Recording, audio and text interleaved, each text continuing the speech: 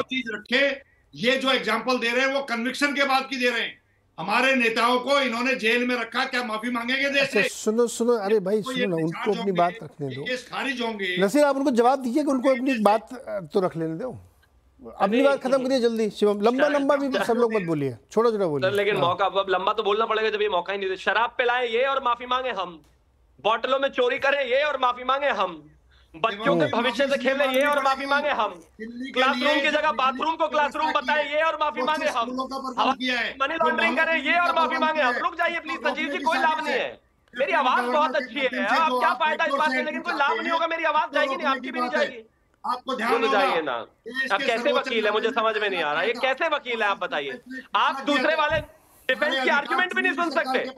नीरज जी, लग रहा है आज आप चाहते हैं कि मुझे बोलूं ही ना। अरे भाई बोलो, अपनी अपनी बारी बोलो। अरे दोनों लोगों को रोक दूं क्या मैं? नसीर भाई सुन ही नहीं रहे। नसीर भाई, अरे सुनो ना दादा। नसीर, आप एक चीज बताओ मेरे को। अब आज तो पहले तो उनकी सुन नहीं रहे आप। अदालत में वैसे थोड़ी करते होंगे आप, एक एक करके बोलिए ना सर।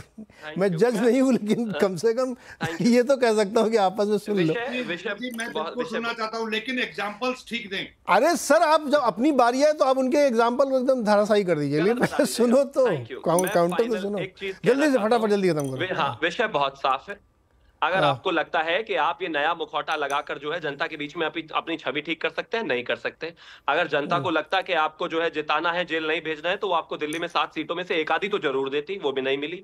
अगर आपको लगता है कि आतंकवाद का समर्थन करने वाले परिवारों के लोग दिल्ली में मुख्यमंत्री बनेंगे। देखिए, लोकसभा और विधानसभा चुनाव में 3 बार से ऐसा हो रहा है। विधानसभा वो सारी जीत लेते हैं, लोकसभा आप सारी जीत लेते हैं। ये तो दिल्ली की जनता की बलिहारी है, वो अलग तरीके से सोचती है वो। इस बार बदल देंगे, अगर नहीं बदल चलो देखेंगे हम लोग। अपना सीएम नहीं बदलना पड़ता। जो आदमी जेल में जाकर भी इस्तीफा नहीं दिया, वो अब क्यों इस्तीफा दे रहे हैं पता है उनको।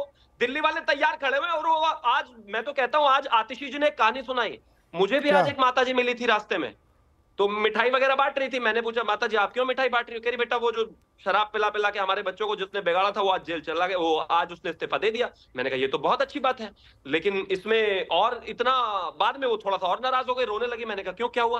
कहते अब की बार जो सीएम लेकर आए हैं, अब की बार तो वो वाला लेकर आए हैं जो आतंकवादियों का भी समर्थन करते हैं, जिनका परिवार वाले।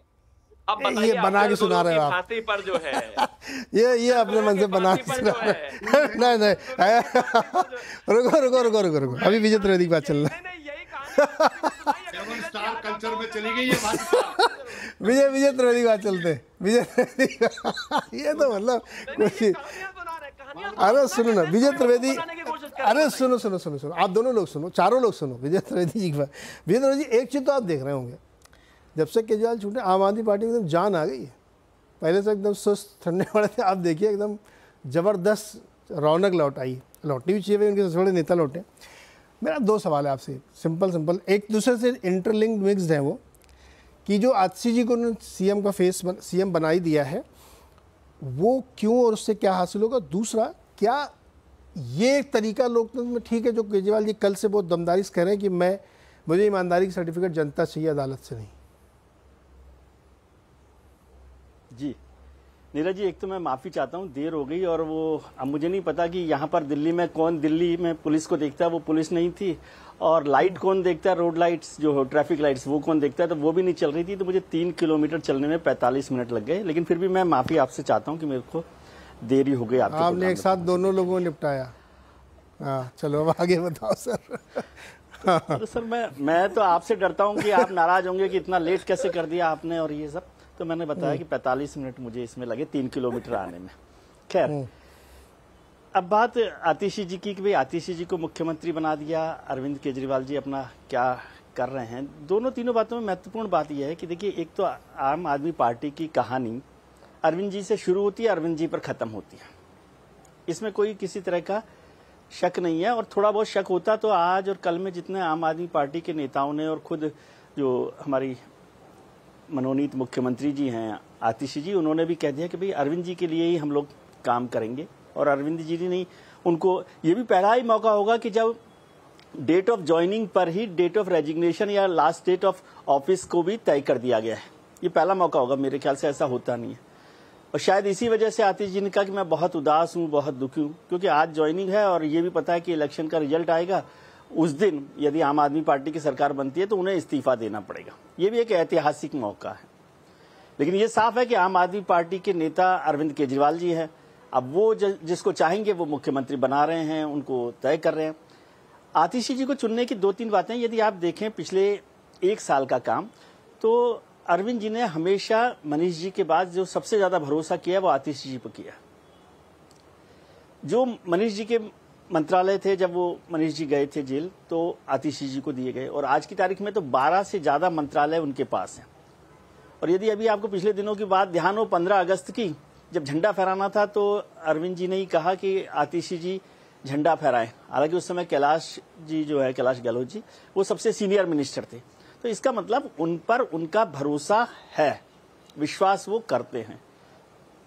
समझे? एक तो बात ये मुझे समझ में आती है। और उन्होंने जब दोनों लोग, आम आदमी पार्टी के दोनों बड़े नेता अरविंद जी और मनीष जी जेल में थे, तो वो पूरी पार्टी को संभाले रहे। और ये भी क्रेडिट दें कि नहीं तो पार्टी टूटी न सरकार गिरी, दोनों चीजों पर। और सरकार के जो भी संभव काम हो सकते थे वो किए हैं उन्होंने। दूसरा, यदि पिछला चुनाव का वो देखें, विधानसभा का चुनाव, तो उसमें 60% के करीबन वोट महिलाओं ने आम आदमी पार्टी को दिए हैं। अरविंद जी के चेहरे के साथ ये एडिशनल फैक्टर हो जाएगा कि जब आतिशी जी वहां रहेंगी तो एक महिला चीफ मिनिस्टर के तौर पर वो महिला वोट को अट्रैक्ट कर सकते हैं। फिर वो एक योजना जिस पर 1000 रुपये महीना देने की बात कर रहे हैं, उसका अनाउंसमेंट मुझे लगता है बहुत जल्दी हो ही जाएगा, तो वो भी एक बड़ा कदम होगा। और दूसरा, लॉयलिस्ट हैं। आतिशी जी को स्वाति मालीवाल के तरह से नहीं देखा जा सकता। तो एक मोस्ट ट्रस्टेड पर्सन के तौर पर आतिशी जी हैं, पढ़ी लिखी हैं, युवा हैं, महिला हैं। इतिहास में कई ऐसे उदाहरण हैं कि मान लीजिए बाद में आतिशी जी ही इतना ज्यादा बड़ी हो जाए कि केजरीवाल जी को हटाने तक का, तो ये भी हो सकता है। ये भी हो सकता है, लेकिन देखिए बहुत सारे लोगों ने, हमारे मित्रों ने कहा कि नहीं ऐसा हुआ है, लेकिन बहुत सारे लोग पहले ये आरोप के तौर पे देख रहे थे, कुछ आशंका के तौर पे देख रहे थे, कुछ उम्मीद के तौर पे देख रहे थे कि सुनीता जी को वो चीफ मिनिस्टर बना देंगे। लेकिन मुझे पहले से ही ये समझ में आ रहा था कि सुनीता जी को वो नहीं बनाएंगे, क्योंकि वो शिवम जी के ट्रैप में नहीं आना चाहते थे कि आप उनको परिवारवाद में और वंशवाद में और इसमें फंसा दें और सुनीता जी को लेकर सारी, तो इतना वो रिस्क लेना ही उनको था कि किसको दिया जाए। और आतिशी जी के अलावा यदि गोपाल जी को बनाए या कैलाश जी को बनाए तो वो और ज्यादा सीनियर मिनिस्टर्स हैं, ठीक है। तो इसलिए वो एक कैलकुलेटेड रिस्क आप समझ लीजिए कि ऐसा है। और अभी तक जब चुनाव होंगे, उसके नतीजे आएंगे, उसके बाद आम आदमी पार्टी की सरकार बनेगी और बहुत संभव है कि अरविंद जी वो नई पारी खेलने की तैयारी कर रहे हो। चुनाव भले ही अरविंद केजरीवाल के नाम पर लड़ा जा रहा हो, क्योंकि वो जानते हैं अरविंद जी के नाम पर ही दिल्ली में चुनाव लड़ा जा सकता है। चुनाव के नतीजों के बाद, आम आदमी पार्टी के जीतने के बाद भी मुझे बहुत जरूरी नहीं लगता कि अरविंद जी ही मुख्यमंत्री बने। वो शायद अब बड़ी अच्छा विजय जी, ये वाला ठीक है। दूसरा सवाल जो मैंने कहा था कि केजरीवाल जी ने जिस प्लैंक पिला के माहौल को खड़ा किया है कि मैं कट्टर ईमानदार हूँ, इसका सर्टिफिकेट जनता से लेना है, अदालत से नहीं। और भाजपा कह रही है हम जनता से ही आपको ये सर्टिफिकेट नहीं लेने देंगे। तो लड़ाई यहाँ पे आके टिक गई, अदालत में केस चलता रहा, 10 साल चले, 20 साल चले, 6 महीने चले, इससे क्या फर्क पड़ता है? जी बिल्कुल ठीक बात है। देखिए, डेमोक्रेसी में जनता का जो आदेश है वो आपको कानूनी उससे गिरफ्त से या कानून के अपराध से नहीं बचाता है, लेकिन जनता की लड़ाई जीतना एक बड़ी जीत होती है डेमोक्रेसी में।